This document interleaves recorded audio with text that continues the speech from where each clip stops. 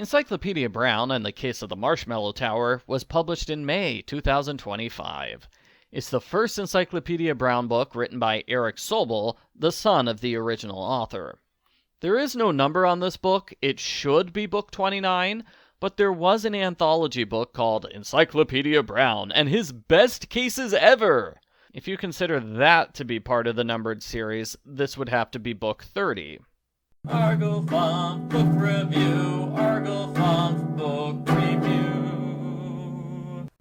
Case 1. Snake Armstrong claims he was waiting outside on the curb when a school bus pulled up next to him. He was standing near the back of the bus when the stop signal opened up. It hit him in the back of the head, knocking him out. How do we know he's lying?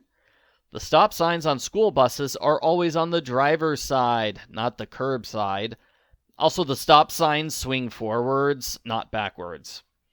Good solution, but I feel like it should be noted that where I live, school buses have signs at the front, not at the back. That's another reason why his story is impossible. Case 2. Bugs Meany has a bicycle race with Herb. Herb accuses Bugs of cheating because he reached the destination in record time without breaking a sweat. Bugs proves he used a bike by pointing to the grease mark from the bicycle chain on his left leg. What is his mistake? Bicycle chains are on the right side of a bicycle, not the left. Case 3. Bugs tries to get revenge on Encyclopedia and Sally by purposely crashing into them at a soapbox derby. The race takes place at noon, and Bugs says he was distracted by a rainbow. How did he miss his rainbow connection? Rainbows do not appear at noon when the sun is directly above you in the sky. It must be lower. Survey says 0 points. Case 4. Wilford Wiggins claims he has a guitar from a famous left-handed guitar player. The guitar pick is behind the thinnest string at the top of the guitar. How is that proof of a lie? In a guitar, the thickest string is at the top of the player's non-dominant hand. That means in a left-handed guitar, the order of strings is reversed. Since the strings on Wilford's guitar are normal, it's not a left-handed guitar. This solution confused me. It talks about the top and bottom of the guitar. In my mind, this is the top and bottom of the guitar. I guess the solution assumes the guitar is being held in a playing position. Survey says 0 points. Case 5. Bronco Beast stole a painting. He claims he painted it by candlelight. Once he was done, he cleaned up the brushes, removed the lids from his glass jar candles, and packed everything away. What is his mistake? Glass jar candles don't work if the lids are on. Survey says good solution. Case 6. A candy store with a revolving door has a competition to build the tallest marshmallow tower. Beatrice cheats. She bumps Ben's table, knocking over his tower. She claims it was a gust of wind when Miss Waltz walked in. Is she a liar? Yes, because Miss Waltz would waltz into the door, not walk into the door. I'm joking. Wind can't enter the building through a revolving door. Fancy candy store with a revolving door. Case 7. Shorty has entered a classic car show where you have to display the car engine. Shorty claims he didn't hear anything as someone jumped in the car and drove it away. He only saw the culprit from behind. The thief had a white t-shirt and a beard.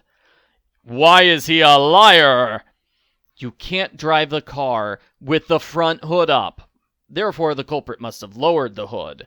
Shorty did not hear the hood being closed. Therefore, he's lying about the car theft. I don't know about this solution. I think it's possible a car thief could quietly lower the hood of a car. A car thief would definitely not want to slam the hood of a car in public, because that would draw attention. My solution was that Shorty couldn't have seen the culprit's beard and shirt color if he only saw the culprit from behind. That is not mentioned at all in the solution. Case 8. The Browns go to a police museum where they learn about an unsolved jewel robbery. The culprit couldn't take the low bridge across a bay because it was closed for construction.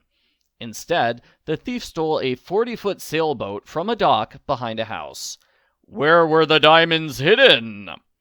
The culprit could not have escaped from the bay because a 40-foot sailboat is too big to go underneath a low bridge.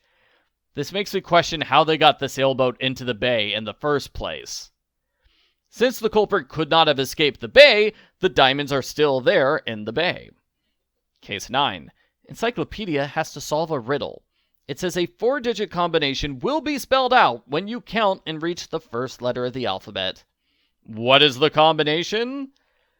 I think the riddle and its answer are poorly written, so you can't understand what the riddle is saying. Even after rereading the solution multiple times, I still had no idea what it was saying. It's trying to ask, what is the lowest possible number which is spelled using the letter A? That number is 1,000. And that question is way different from, well, count and reach the first letter of the alphabet. Case 10. Someone opened the door of a birdcage, letting out 2 owls and a hawk. Bugs Meany was spotted near the area. Bugs says he doesn't give a hoot about the owls and falcon, and there are no clues outside his clubhouse. What gives him away? Bugs knew which birds went missing without being told. Only the culprit would know that information ahead of time. While this is a classic Encyclopedia Brown solution, the case did say Bugs was spotted near the area at the time of the crime. It's possible he saw the birds then. Overall, I liked this book. I thought it did a good job of capturing the style and feel of the original Encyclopedia Brown series. My score for this book would be higher if I didn't rate every single mystery separately. I also made a second video for this book where I tried to solve the mysteries for the first time ever, and I was not very good at solving them. I give Encyclopedia Brown in the case of the Marshmallow Tower a 6 out of 10.